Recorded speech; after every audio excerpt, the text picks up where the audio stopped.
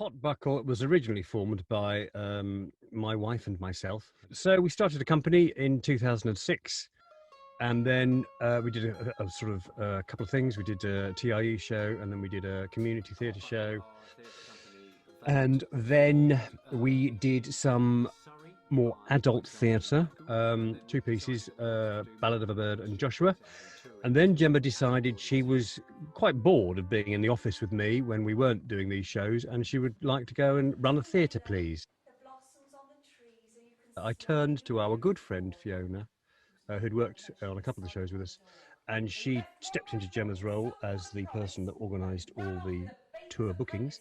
And we together started doing adaptations of classic stories, my adaptations, so they didn't have to pay any rights, and we've gone from strength to strength with that. And so what we do is we do sort of stripped down versions of those. We do sort of four or five handers depending on the budget, and very little set. We do fairly traditional sort of costumes, and we play our own music, which again I and the company write. So again, we have no overheads that aren't caused directly by ourselves. And we do that, and we've gone from strength to strength with that really over the years. We have quite a sort of a good big following.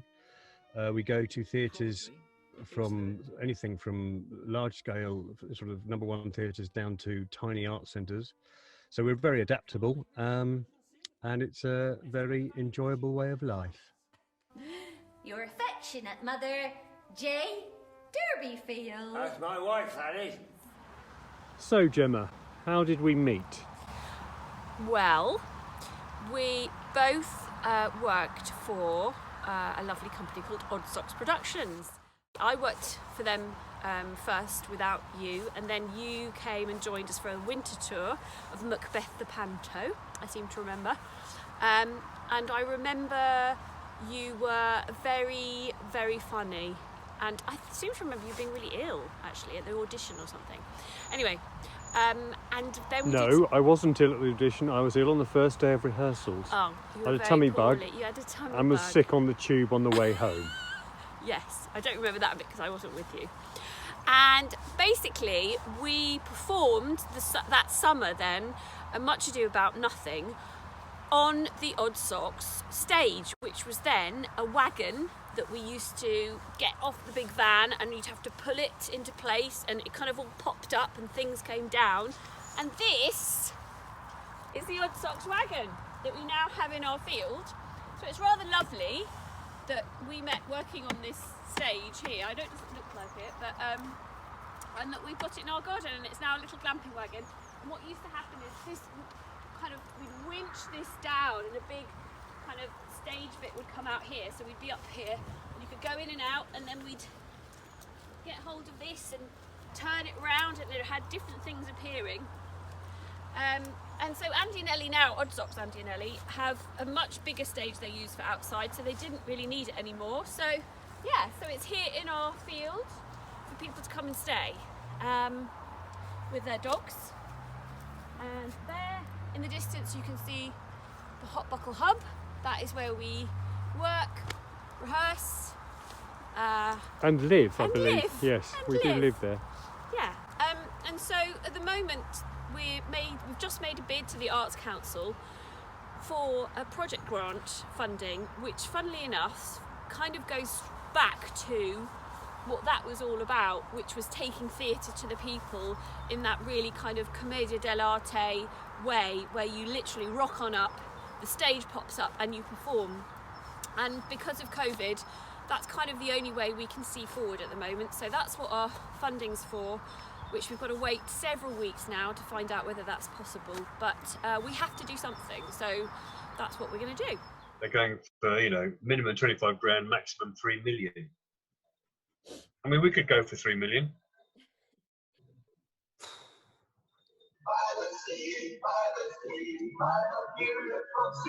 Yeah. So we just need to make a boat, really. Yeah. And some barnacles. Yeah, we haven't got a lot of time, darling. We've got to do it on I Saturday. think I've got a couple of seagulls. Seagulls. All right. I'm getting a bit stressed about it, but I don't know why. My only concern is, time is of essence, is it not? Well, we don't know what the future holds, do we? So we don't know how much time we've got. I'm going to have some lunch now. Oh, It's 1:30 nearly. good Lord. Don't forget I've made that quiche. So, what happened next? Right. So what happened next was, well, you got offered a job as an artistic director at an art centre near where we lived, which you accepted. And I asked Fiona, a good friend of ours, amazing actress. I asked her to sort of step into your shoes and be the administrator and get the bookings, basically, which she's done ever since. And she does that from France, doesn't she? She does. She stopped doing the tours with me as such, but she continued with the administrative stuff. And she has a sort of home in the south of France, and she works from there. And we commune periodically on Zoom or FaceTime and catch up with how the bookings are going. And so who else do you regularly work with now? I've worked with several people regularly over the years, I'm glad to say, most of whom have become great friends, particularly Pete and Em. This is Pete's stag do. This is the t-shirt. And Pete and Em, in fact, have got married. They did. Yes, so now they have 2 little Hotbuckle babies. Hotbots. Tiny little Hotbots. Daisy and... Bertie. Which is lovely in a way, because we also worked with a really, really special actress called Bertie in Get Writing with Rosie, one of the first projects we did. And Joshua and Ballad of a Bird. And Joshua and Ballad. And Bertie sadly died a few years ago, so it's rather lovely to think that we've got a Hotbuckle baby named Bertie. So you work with... and currently I work with, and I have done for the last 2 to 3 years, Joanna Purslow, who lives in town. And it's been useful, hasn't it, having Jo locally over the sort of the summer and Christmas. Yes, because again we were able to work in a sort of a work bubble, an anti-COVID work bubble. We did the Wellbeing show in September for Telford and Wrekin Council, and then we did the Christmas show, the pantomime. With you, in fact, you remember you were in it too. I was. You were. We did like everybody else in the entirety of the UK. We did a version of Christmas Carol by Charles Dickens. I mean, literally, I think every production that braced COVID was very strange. a Christmas Carol. And we did it in a very, very, very cold big top at Bliss Hill, Victoria. Not a big top hat, because that would be weird. No, it was more like it was a circus big top. Yes, it was very cold because it was in a kind of valley, and the dampness and the mist sank into the valley, got trapped in the tent, and stayed there with us. But it was a very magical experience, and we were just delighted to work, were we not? It was nice to have a reason to get up in the morning, and a goal, and a deadline, and a little bit of fear and a bit of wee. Fear wee. A fear wee. That's a fear wee of mine. It was a fear wee. Yeah, it was nice to have that kind of adrenaline and do the sort of thing that we do all the time. Because we haven't done it for so long, it's kind of, life without adrenaline and without kind of that buzz can be quite tedious, I've found. Where are you at now, Adrian, in terms of looking ahead? So we have a sort of skeleton of a tour booked in the spring, probably 60% outdoors. We put in a bid to the Arts Council to try and get some money to build a sort of pop-up stage that's on a trailer. You drive in with a trailer and go poof, and it's there. So everything's kind of ready to go. So again, it is just waiting to see how COVID develops. If we don't get this project funding to be able to do this pop-up stage, what will we do? So we'll just do it without all the frills and the sort of financial backing that would be preferable. What has it been like treading the boards again, returning to the stage, feeling the adrenaline rush, smelling the grease paint and the crowd? It's been really strange. It's been lovely, but obviously it's been so different to how it used to be and how I remember it. Doing the panto at Christmas, where the audience was over there on their benches in their little family bubbles. I think very, very difficult to engage with them and know whether you've really got them or not. But fabulous to be having that banter and working on the stage again with people. And Adrian and I, we know we work very well together. We kind of instinctively sort of know how to work together. How to try and trip each other up. Yes, yeah. yes. And so it's always fun and slightly scary working with Adrian, which is funny because I'm not sure Joe's quite enjoys it quite as much as I do. I think Joe probably finds you rather frightening, that you might at any point do something very strange, but yeah, but she's getting used to it, which is great. She's getting better. She's getting better. She's coping with it. Yeah. Joe, what's it like working on stage with Adrian? Oh, it's a roller coaster, really. You never quite know what you're going to get, but it is a lot of fun. Sometimes you're on the seat of your pants, not quite knowing what's going to come out of his mouth as well. Yeah, it's never dull. It keeps it alive. It's joyful. Coming back and working with Ado on the funding projects and on, I think it's interesting how, one of us gets a bit down and reticent and the other one kind of tries to G the other up and vice versa. So, I think it's very hard, probably for Adrian working on his own most of the time. Even though he does have Fifi and Joe, I think you feel a lot of pressure on your shoulders because really ultimately it's you who has to do it all or whatever. So I'm hoping it's been quite nice for you to have a bit of support. Well, in fairness to Jo, she has been very supportive. Obviously, she doesn't, we don't live in the same house and we're not with each other all the time. But yes, I mean, it has been nice to have your support, and certainly with the funding and on stage, it's always, fun. Yeah. I just hope for that Hotbuckle, that you're able to stay positive and feel that, to keep wanting to go on, because I think my biggest fear at the moment is that somehow it's going to be, it is so difficult for you and Adrian, and I understand that there might be moments where you think, what are we doing and what will we do and how long is this going to go on? And I just want to say to you, I'm, that I am here and I will be here and I'm sort of on your side, and I just want to do what I can to keep it going, not in a selfish way, but in a, well, partly selfish, obviously, but also because I just love it. I love what Hotbuckle is and what you've created and what Adrian does, because he does give people opportunities. He gave me a huge opportunity.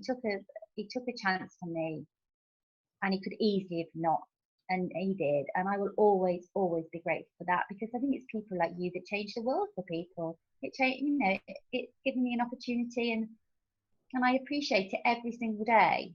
So I just want, if I can just say thank you and please keep going, and we can get through this and we'll do what we can, and I'm still here at the end. And, hopefully we'll be back on tour and everything will go back to how it was. That's what I want. So what are you doing right now, Ado? Editing a slideshow for some storytelling that I'm going to be doing on Saturday morning. Tell us a bit more about these stories. And it's an idea Gemma came up with for the Riverhouse Barn, to have story time sort of on the Saturday morning for kids of that sort of age. It's a project sort of during COVID-19 lockdown through stage 3 to keep children and parents as sane as we can while steadily going mad ourselves.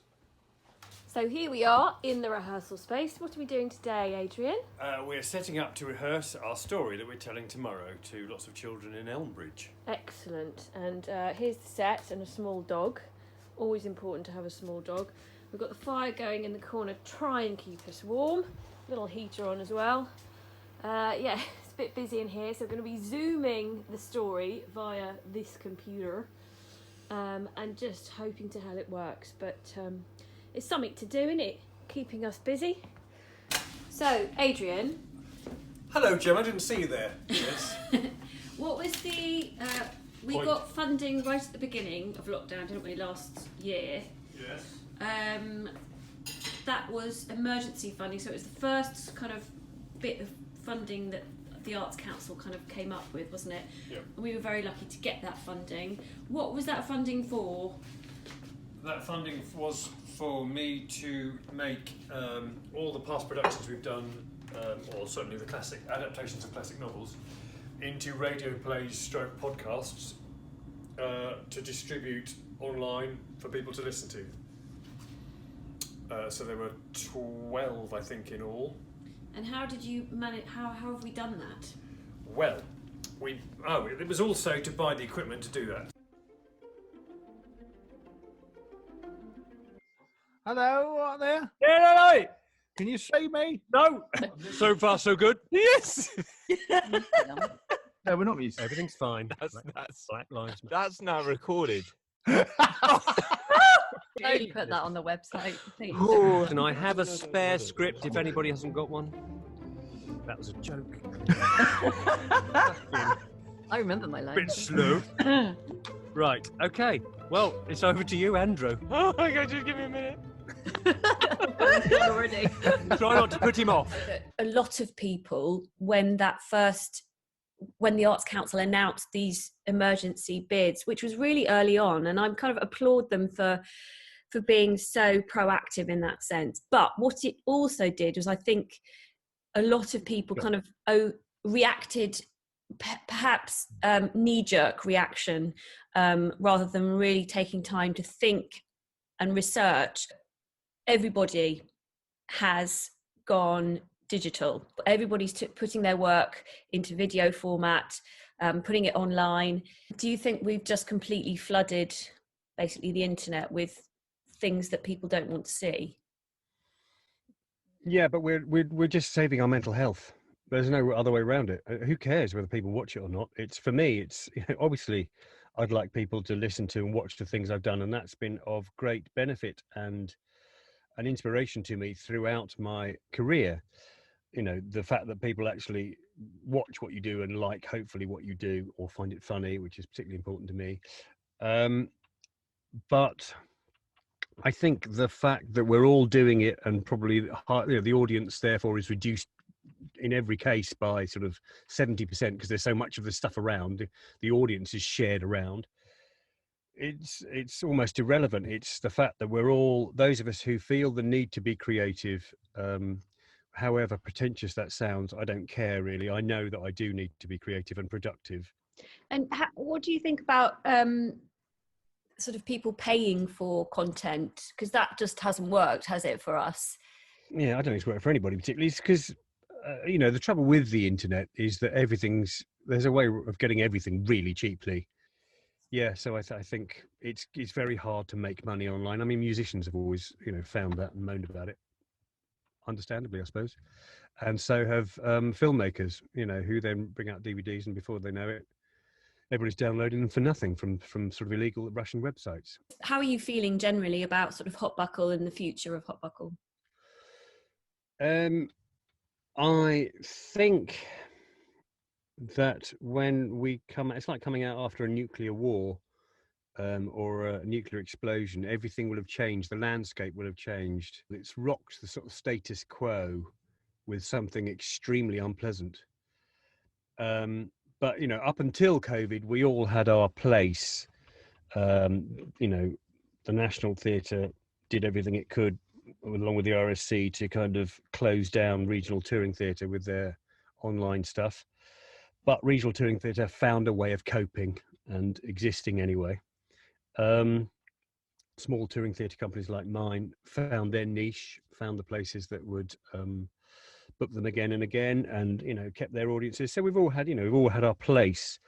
And I think when we come out of lockdown, a lot of the smaller companies and some of the bigger companies won't exist, or will have to have changed so radically that they're unrecognisable.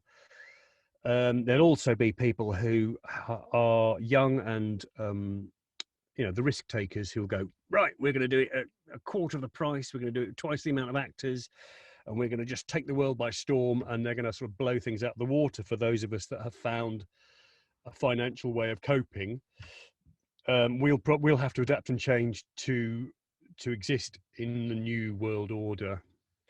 Do you think, in a way, though, in some small way, it's a good thing that the culture sector's had this shake-up? Yes, in some small way it is, because I think there is always a danger with, you know, any kind of status quo, that we all get sort of stale, if you like. So, you know, there's no harm in having a bit of a shake-up and changing the goalposts slightly and making people fight for things. You know, the best kind of art comes out of a struggle. Yes, there will be great things that come out of this. And I'm not sure Hotbuckle will be a great thing that comes out of it, but we will try and adapt and change and, you know, be part of the new world order. But how we'll succeed, time will tell. Pete, can you give me the lead into that again, please? I certainly can. If you please. Mick Walker! Me dad's a bargeman. Wears a black velvet headdress in the Lord Mayor's show, and this is mealy potatoes. Is that your real name? No. It's because of his skin. My dad's a waterman in a farm and at a theatre. My little sister does imps in the pantomimes. I see. I'm going to get another glass of wine. Right, so hello. Hi. Welcome, Andrew Chevalier. Andy has worked for Hotbuckle for, I don't know, several years, I suppose, on and Yeah. off. You like many of the other actors, came and lived with us while you rehearsed, and so became part of the family. Was all right? Good food? It was a delight. The food was great, like doing homework with the kids and eating together. And obviously the Hotbuckle way of rehearsals are quite fun and leisurely. So there was plenty of free time, plenty of drink. It was just wonderful. Fiona, tell us about what it was like when you started working for Hotbuckle. I suppose it felt like I'd always been there, really, and the way Adrian works it suited me very well. It's wonderful, it's playful and hilarious, and sometimes extremely difficult to keep it together on stage because well, for several reasons, because the lines that are written are very often not the lines that are said, and because he's extremely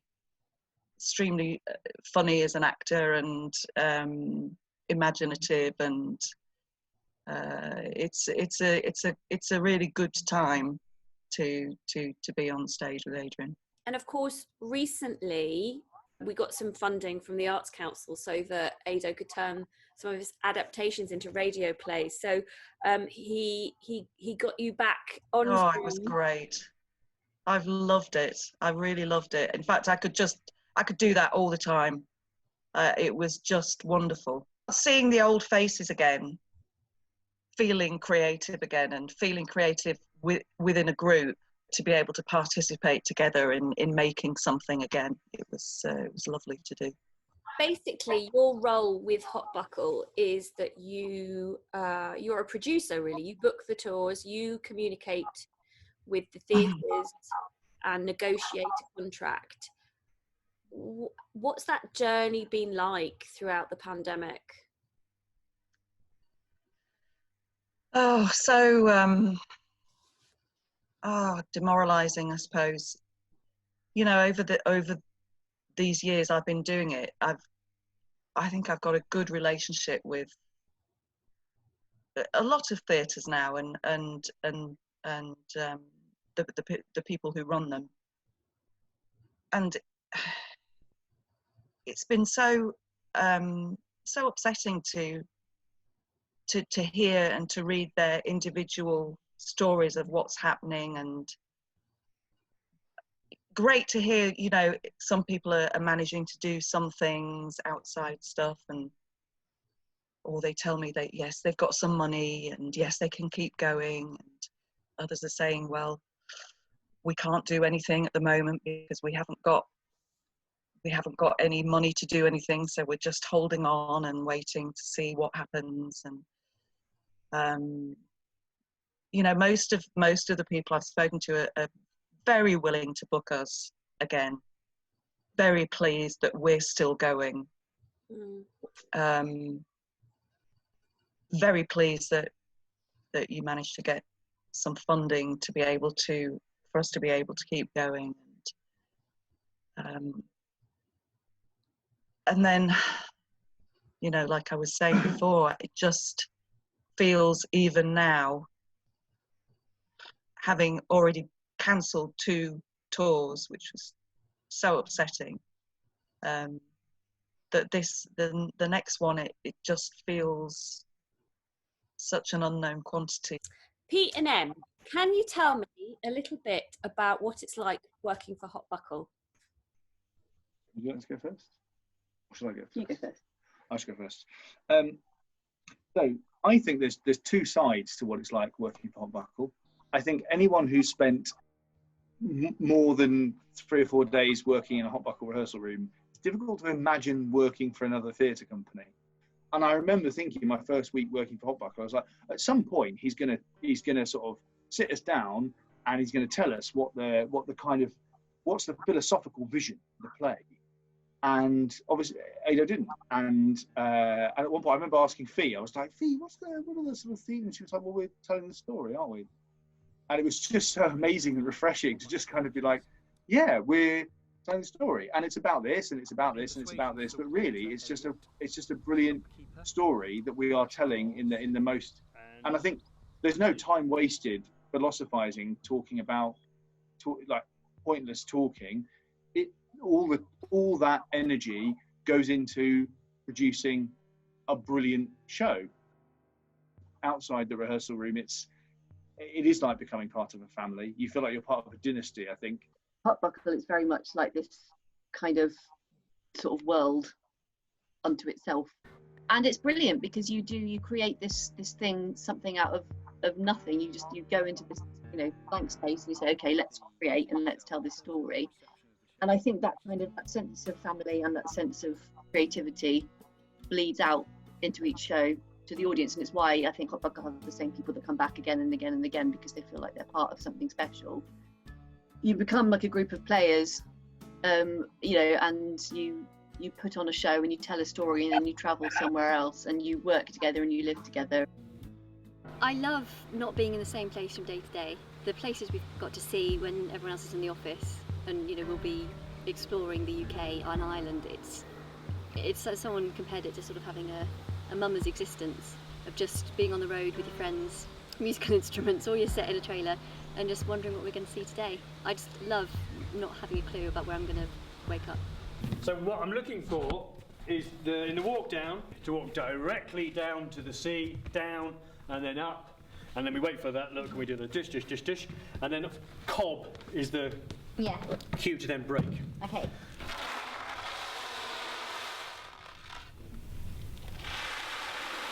Hotbuckle is very important to you both, isn't it? Why is that?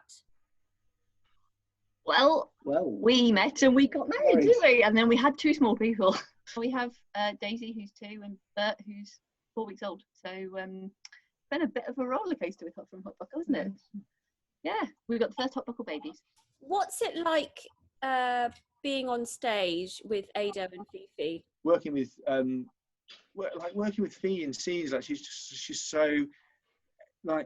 so generous with her understanding of, like, you know, you like if there's something you don't understand or there's something you don't get, like she sort of got, it's almost like she directs you while you're in the scene, like she kind of helps you through it. Fee's just really kind of like a steadying presence, and just kind of like just helps you through things just while she's playing the part. And of course she's nailing the part, but she's also kind of helping everyone else on stage. Whereas Ada, I'd say, is sort of almost the opposite. Once you get to work with him for a while, he challenges you on stage. He challenges you. You know, he's an absolute perfectionist, but he'll get